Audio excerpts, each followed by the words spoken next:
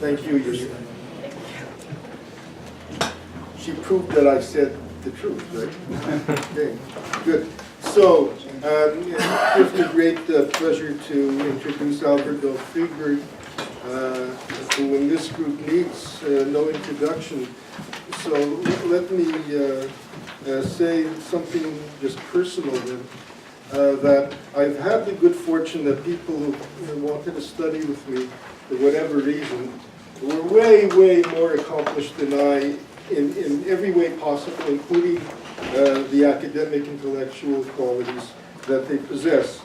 And certainly, Dov is one of those people that have had that good fortune here at the University of Toronto. And so that we're going to hear about Maimonides, I'm sure, is part of it. I have to say that his better half, Nancy, is here, and so he's going to be very careful with what he says. Because he's following a paper on imagination. It'll take up one element of that. Please. Thank you, Harry. And I should have taken up his advice when I started the PhD program and learned Arabic. Now I'm here listening to Arabic and I have no idea what we're talking about. We are extremely grateful to Professor Lipson for his careful dissection of terms used by Maimonides in his theory of the intellect. In this response, though, I'm going to deal with the term hadis. Is that the way you pronounce it? Hadis. Which, as Professor Lipson has indicated, belongs to the more respectable group of 4 terms related to the intellect. Hadis, he says, exhibits some rational elements that leads, or some rational element that leads to a logical and a reasonable conclusion that brings one nearer to the truth. More specifically, Lipson notes that Hadis signifies intuition and is closely grouped with something else called Kuwa al-Shikhur, estimation. Importantly, he adds that, quote, these two, that is intuition and estimation, reflect a process in which an element of logic links them to imagination and leads immediately, that is rapidly, to true and correct opinions. These terms and their definitions help us better understand Maimonides' characterization and rationale for an important group of commandments which can be said to stand at the intersection of theology, philosophy, and law. Before I proceed, I need to make some prefatory remarks about Maimonides' legal works. Maimonides' major contribution to Judaism, although some people may argue with that, was the Mishnah Torah, the first compendium of Jewish law ever written. The halachot, or rulings, were culled primarily from the vast, largely disorganized and highly dialectical Talmudic corpus, and were organized and systematically presented according to themes in 14 major books. This magisterial work took more than 10 years to complete. Immediately prior to the commencing of the Mishnah Torah, Maimonides wrote a prolegomenon in which he identified and enumerated all the biblical do's and don'ts, that is, all the commandments, 613 according to tradition. The enumeration served as a blueprint for the Mishnah Torah.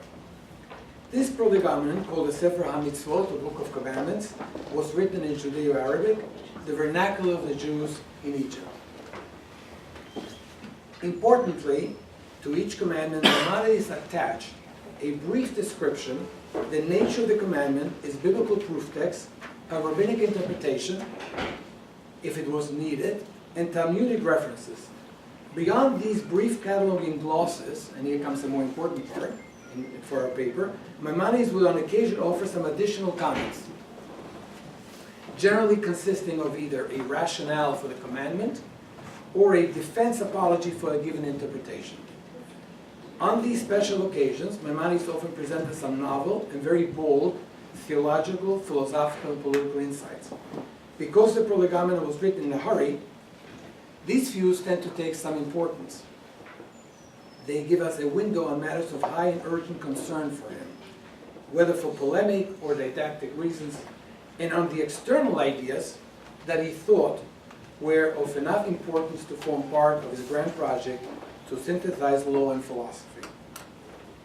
Some of his initial insights were sustained and some were rejected or reversed in later works, though it's not always clear what exactly motivated the change of understanding.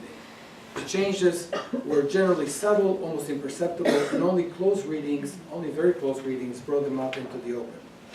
Often, a change in terminology alerted the reader that a change had taken place.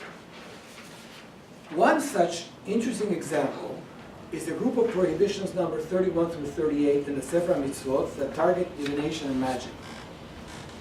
Given the brief time allotted today, I will restrict myself to present and parse very briefly prohibitions number 31 and 32, really mostly 31, and then compare them to the way they were treated in later works. The biblical source for these prohibitions is Deuteronomy 18:10. The verse states, "Let no one be found among you who consigns his son or daughter to the fire, or who is an augur, kosem kesamim, or soothsayer, me'onen, a diviner, umenachesh, a sorcerer, umechashef." The opening term, kosem kesamim, is likely to have been a general term for a diviner, a soothsayer, or for the entire complex of magical and divinatory practices in ancient Israel, with the subsequent terms providing detailed aspects of these practices. Nevertheless, the Talmudic rabbis assigned a number of specific practices to kosem as well as to the other terms. For simplicity, I have adopted the JPS translation augur, that is someone who foretells the future on the basis of omens. We will be reading Maimonides' description of prohibition under 31, number 31, that's a negative commandment 31. If you look at your exhibits now, okay, if you look at the exhibits one, you'll have you'll have the Arabic on the left side and Lamed Aleph, that's the Arabic description. On the right side you have the Hebrew translation by Yosef Kabach. On the next exhibit you have, and this is just a matter of curiosity, you have Moshe Netiva's translation, the classical translation, Lamed Aleph, and then exhibit 4 and 5 you'll come to later. So, let me read exhibit. Let me read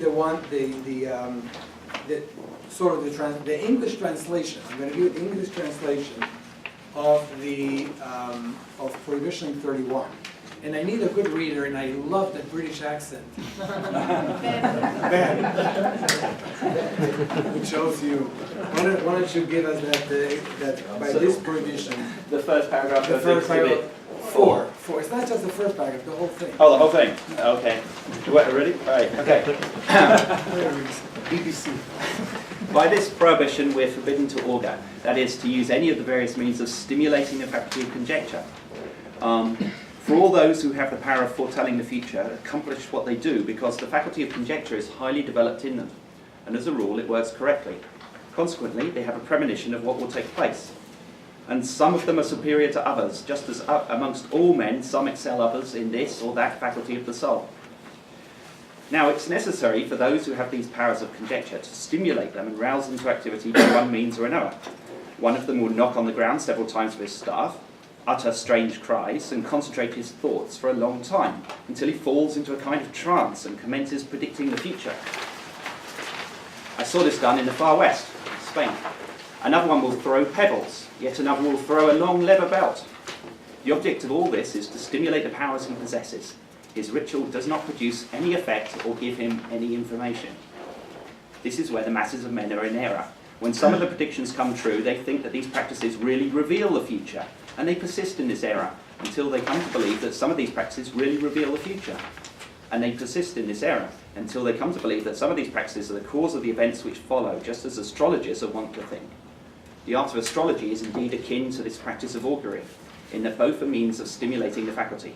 Hence, no two men are alike in respect to the truth of their foretelling of future events, though many may be equal as regards their knowledge of the art. Maimonides follows this relatively lengthy discussion with a biblical proof that Midrash should warrant a description of augury and the penalty for practicing this art. Let me highlight a few of the main points. Maimonides believes that the ogre's predictions cannot be characterized as fantastic utterances, right? They can be characterized as the products of unrestrained imagination. Rather, they are a product of a process in which an element of logic is mixed with imagination, and as a rule, these predictions work. He says they work. This process is represented by the term Hades. While there's no consensus on the exact meaning of the term Hades, exact meaning, and we have Michael Schwartz as a interesting footnote 9 on page 31, I go through them too. And while no doubt there are many differences in our own understanding, I don't think that we are psychologists here, so we don't really understand that well the difference between some of these terms, conjecture, estimation, intuition, and so, etc. Of one thing Professor Lipson has made us aware: Hades is not related to imagination, imaginings, and therefore falsehoods or inventions. Rather, it belongs to the more respectable group, called the respectable group, of terms that relate to the intellect, to logical thinking. Maimonides dismisses the ogre's strange behavior, suggesting that his actions are designed to stimulate the powers of conjecture. To a regular observer, however, these actions resemble the ravings of a madman. Undoubtedly, they weaken Maimonides' thesis. Not surprisingly, he continues to describe, by the way, this same actions, the same ogre's actions, in the same manner years later when he changed his mind, as we shall see. Lastly, Maimonides asserts that the reason the Torah forbade augury is that the multitudes will mistake the augure's success and come to believe that the rituals he performs cause events to happen. They will not realize that it is the augure's special powers of conjecture that allowed him to intuit the future, and that the rituals were merely instruments in stirring these conjectural powers. At this point, we need to take a step back for a moment and ask ourselves exactly, what sin does Maimonides think is being committed by believing that these practices, including the art of astrology, reveal the future, in fact cause events to happen? What is exactly the sin? One approach is suggested in Guide 237, where Maimonides states as follows, quote, "The intent of the law is to put an end to idolatry, to efface its traces, and to bring about a state of affairs in which it would not be imagined that any star harms or helps in anything pertaining to the circumstances of human individuals. Such an opinion leads to star worship." By the way, I said 237, I meant 337. The sin does not lie in believing that the objects of divination cause events to happen. Rather, the sin lies in what follows these beliefs. When events do happen as predicted, they lead to idolatry. It should be noted, however, that nowhere in this chapter 37 of part 3 of the guide does Maimonides give any indication that these practices necessitate the predicted events. Just the contrary. He states more than one time that the predicted events, if they occur by accident, by coincidence, basically. He will say, quote, "The reason for this, i.e. the belief in naive causation, is that the multitudes often believe that accidental matters are essential causes." It is clear that Maimonides, at least in this chapter of the guide, deals with the beliefs of the multitudes. While the rationale for prohibiting divination given in the guide can be read into the Sefer HaMitzvot discussion, my sense is that Guide 337 does not serve as an adequate lens with which to interpret his early views. And this is for two reasons. One is the gulf between the two works when it comes to the truth, quote-unquote truth, of divination. In the Sefer HaMitzvot, Maimonides assigns a certain validity to these practices, in that they focus the mind of the augur and allow him to intuit, guesstimate the future. Quote, "As a rule," he says, "it works correctly." He maintains that, and that's how he writes. In Guide 337, by way of contrast, he assigns no value, no predictive power to divination. If matters come to pass, it is only so by coincidence, by accident. 2, it is a fact that nowhere, and this is interesting, nowhere in the Sefer HaMitzvot's description of divinatory practices, the negative commandments 31 through 38, does Maimonides ever connect these practices to idolatry.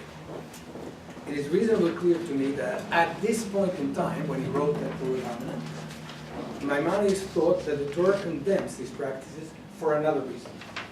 And the reason is suggested really by Chauvel, and in a note to his translation. It runs as follows. Augury, and this is the reason, augury and the art of astrology are at this point in time in Maimonides' thinking intellectual activities of some sort. Their logic can identify causes, and quite often these causes necessitate events. The multitudes may then come to believe that these divinatory practices cause events to pass, and thus come to reject free will. And free will is a pillar of Jewish thought. As he says in Hilchot Shuvah, free will is a great foundation, the pillar of the Torah and the commandments. So I'm suggesting that at this point, in the Sefer HaMitzvot, given this idea of what he was just describing, this is not a problem of so much of idolatry, this is a problem of perhaps some other form of heresy, which is not believing in free will. Years later, Maimonides had a change of heart with respect to the efficacy of these practices. No longer does he maintain, by the way, I just want one thing, you have an exhibit there. Take a look at the second one. And the second one, the classical Tibon's translation. And by the way, this I really thank Professor Lipson for what he said, because I read it all my life in the wrong way. If you look at Mitzvah Lamed Aleph, and it says, "Hi she'eziranu mikusom, kelomar she'yani koach hadimion," min atnuah, right? Koach hadimion. He translates Hades as koach hadimion, and it's not koach hadimion, right? So because of Professor Lipson, I was able to read it better, but all my life I read it the wrong way. Okay.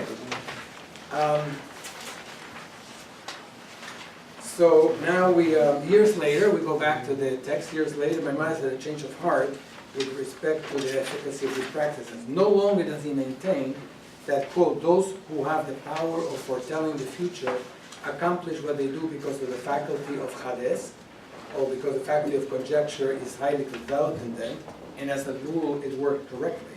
Now he says like this, Exhibit 5, and my next reader, I love that guy too, Phil, come on. Exhibit 5.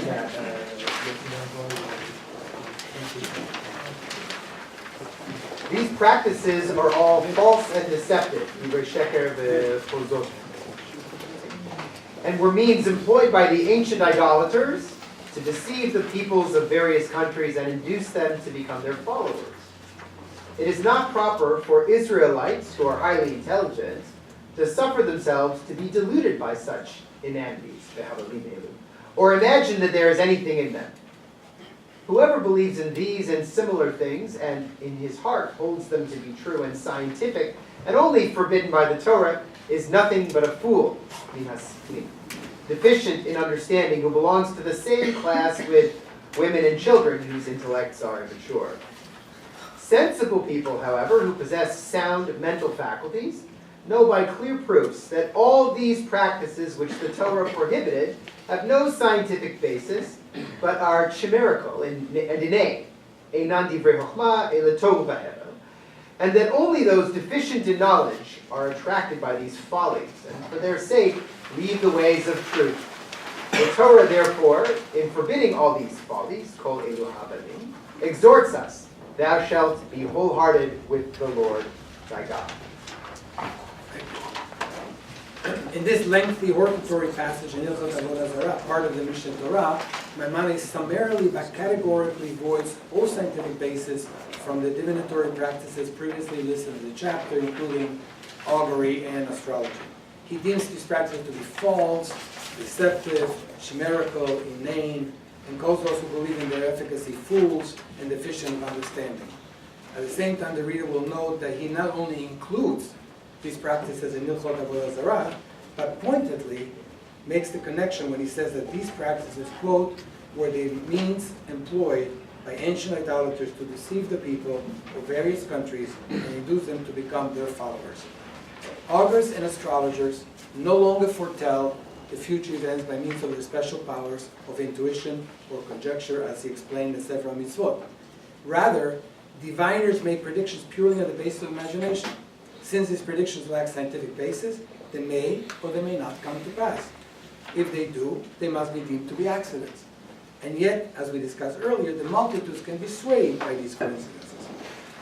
The Mishnah Torah views are fully confirmed in Guide, Part 2, Chapters 37 and 38, which Professor Lipson actually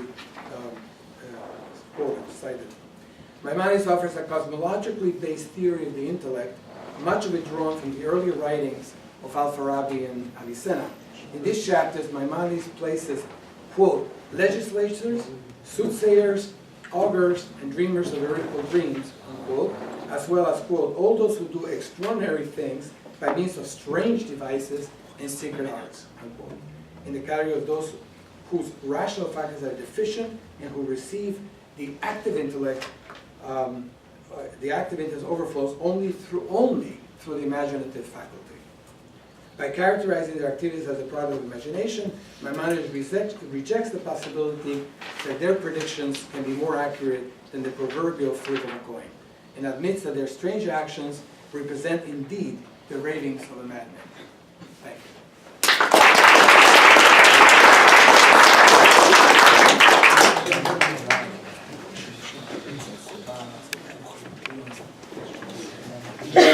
Question. Guido, maybe you'll stand up now.